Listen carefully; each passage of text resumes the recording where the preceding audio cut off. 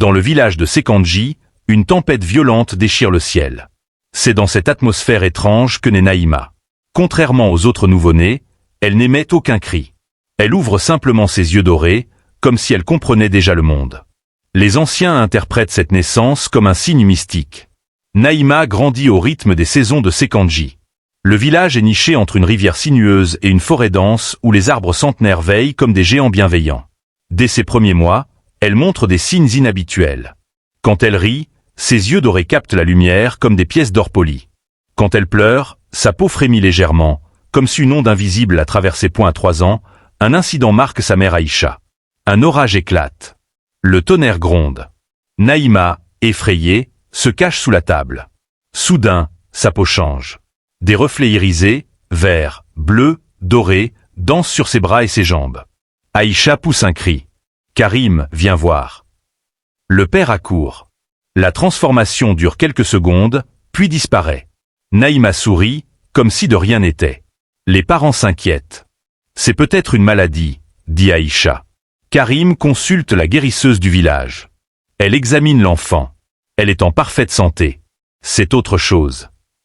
Elle conseille le silence. À 4 ans, Naïma se met en colère pour la première fois. Un garçon plus grand lui arrache son ballon de chiffon. Elle court après lui, les larmes aux yeux.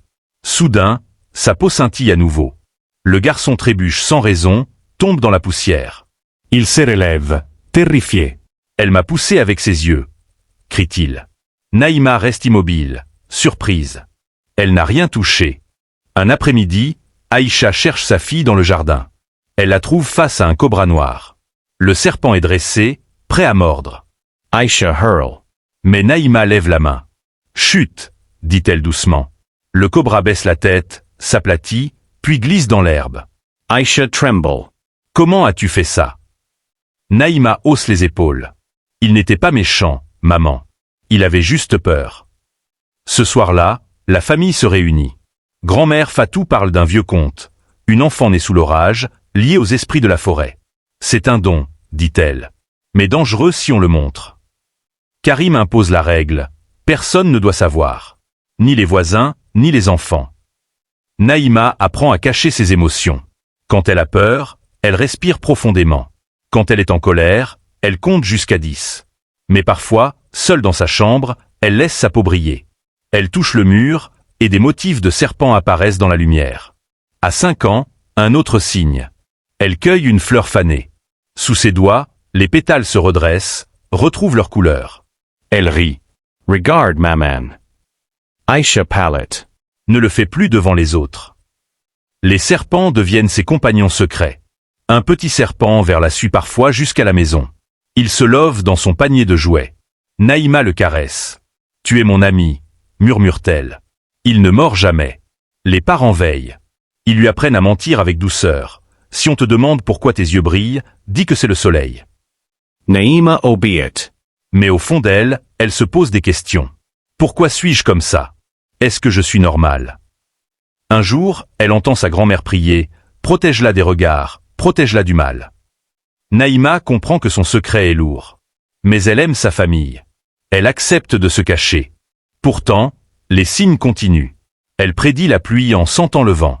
Elle calme les chiens en colère d'un regard. Elle guérit les égratignures de ses frères en les touchant. La famille vit dans l'angoisse d'être découverte. Mais ils aiment Naïma plus que tout. Elle est leur trésor, leur mystère, leur lumière dans l'ombre. Malgré ses pouvoirs étranges, Naïma est l'enfant la plus douce de Sekandji. Son cœur est un jardin de bonté. Elle ne supporte pas de voir la souffrance, humaine ou animale. Dès qu'elle entend un pleur, elle accourt. À 6 ans, elle trouve un oiseau tombé du nid. L'aile est cassée.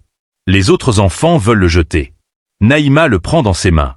Non, il va guérir. Elle cueille des herbes, les écrase, les applique. L'oiseau tremble, puis se calme. Le lendemain, il vole. Les enfants sont étonnés, mais Naïma dit simplement « Il avait juste besoin d'amour ». Elle adore la nature. Chaque matin, elle marche pieds nus dans la rosée. Elle touche les feuilles, écoute le chant des oiseaux. « Le vent me raconte des histoires », dit-elle à sa mère. Aïcha sourit, mais surveille. Un jour, un lapin est pris dans un piège de chasseur. Naïma pleure. Elle défait les cordes avec ses petites mains. Le lapin boite, mais elle le porte jusqu'à un buisson sûr. Elle revient avec des carottes volées à la cuisine. Mange, petit, murmure-t-elle. Elle protège même les insectes. Une fourmi tombe dans l'eau. Naïma la sauve avec une feuille. Tout le monde a le droit de vivre, pense-t-elle. Sa sensibilité est profonde. Si un enfant est moqué, elle le défend. Arates. Il n'a rien fait. Elle partage tout, son pain, ses fruits, ses crayons. Une petite voisine perd sa poupée. Naïma passe la journée à la chercher dans la forêt. Elle la ramène, lavée, coiffée. Merci, Naïma, dit la fillette. Naïma rujit. À la maison, elle aide sans qu'on le demande. Elle balaie, porte l'eau, berce son petit frère. Tu es un ange, dit Karim. Naïma rit. Non, juste une grande sœur. Elle ne comprend pas ses pouvoirs, mais elle ne les utilise jamais pour faire mal. Si un serpent apparaît, elle le calme pour protéger les autres. Va-t'en doucement, dit-elle. Le serpent obéit. Un orage détruit une clôture. Une chèvre est coincée. Naïma pousse les débris, plus forte qu'elle ne devrait. La chèvre est sauvée. Le propriétaire la remercie. Naïma sourit, c'était rien. Elle passe des heures à écouter les anciens. Elle pose des questions sages. Pourquoi les gens ont peur de la nuit? L'ancien répond, parce qu'il ne voit pas la beauté cachée. Naïma hoche la tête, elle chante pour endormir les bébés du village. Sa voix est douce comme une brise. Les mères disent, cet enfant a de la magie dans la gorge. Elles ne savent pas à quel point. Malgré sa solitude intérieure, Naïma rayonne. Elle cueille des fleurs pour décorer les maisons. Elle dessine des serpents souriants sur les murs de terre. Elle prie souvent. Fais que je sois bonne, murmure-t-elle. Elle rêve d'un monde sans souffrance. Sa douceur est sa force. Elle ne cherche pas à briller, mais elle illumine.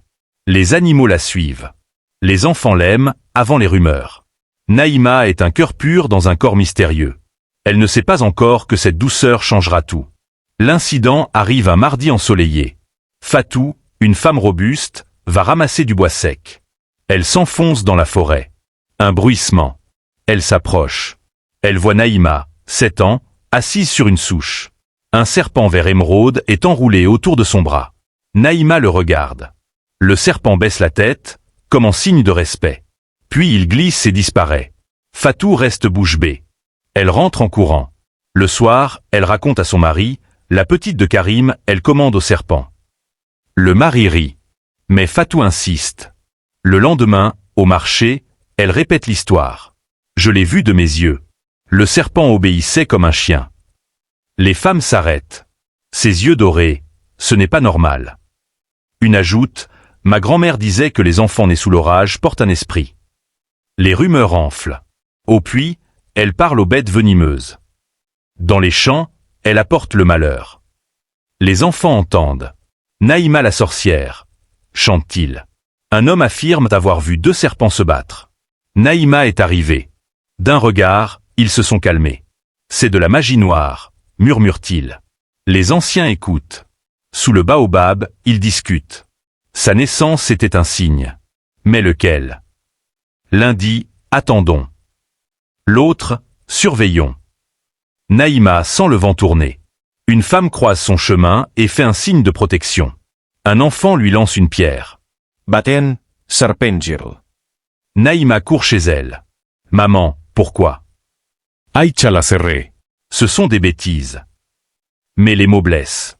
Passadi. Mauvais œil. Elle attire les dangers. Un serpent entre dans une cour. Chris. C'est Naïma. Elle n'était pas là. Mais on l'accuse, les rumeurs deviennent vérité. On ferme les portes. On change de trottoir. On prie pour que le mal s'éloigne. Naïma pleure en secret. Elle se réfugie dans la forêt. Les serpents l'entourent. Vous, au moins, vous ne jugez pas, dit-elle. Les nuits, elle entend les murmures à travers les murs de terre. Si elle reste, le village souffrira.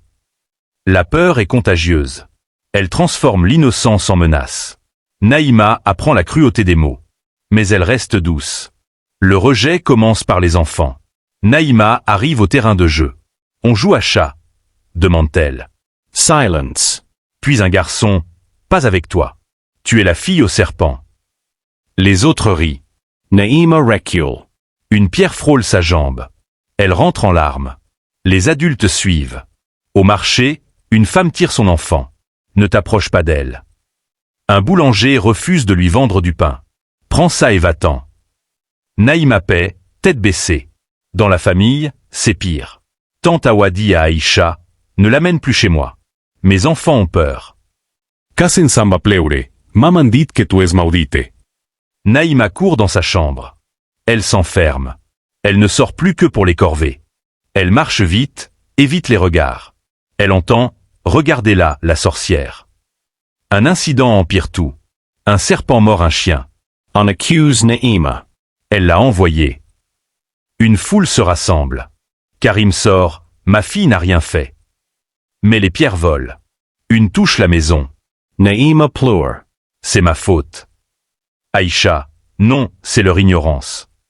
Elle arrête de jouer. Elle reste dans la cour. Elle dessine des soleils sur le sol. Elle rêve d'un ailleurs. Elle aide encore, en secret. Elle laisse des fruits devant les portes pauvres. Elle ramasse les déchets la nuit. Personne ne sait. Elle prie. Fait que je sois invisible.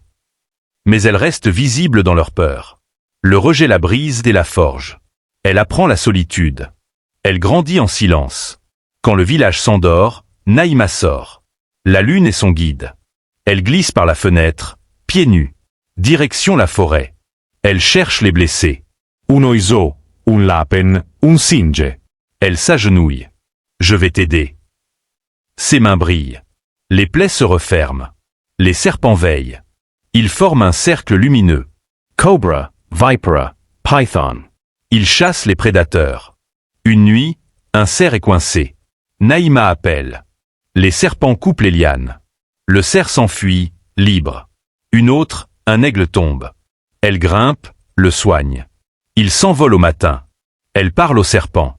Merci. Il se love, ami. Elle rentre avant l'aube. Cœur léger. Utile. Ses nuits la sauvent. Elle gagne confiance. Ses pouvoirs sont bons. Adil disparate. Il tombe dans le ravin. Le village cherche. Naïma sent l'appel.